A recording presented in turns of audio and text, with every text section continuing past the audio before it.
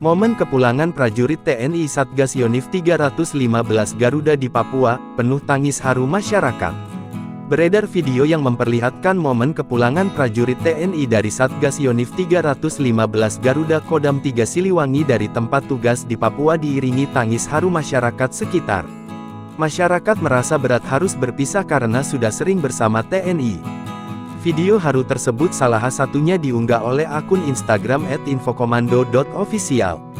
Dalam video tersebut, tampak masyarakat Papua menangis terseduh-seduh sambil memeluk prajurit TNI yang akan meninggalkan kampung mereka. Saya minta maaf kalau ada salah-salah kata, saya minta maaf.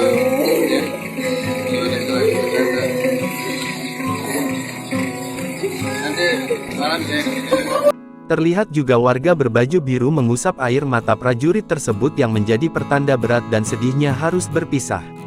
Dalam video juga tampak anak-anak Papua lainnya ikut dalam kendaraan yang akan mengangkut prajurit TNI untuk pulang.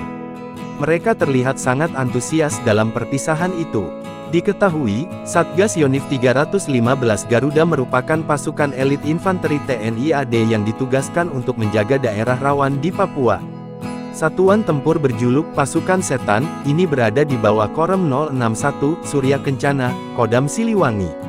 Markas Yonif Rider 315 Garuda diketahui berada di Gunung Batu, Bogor, Jawa Barat.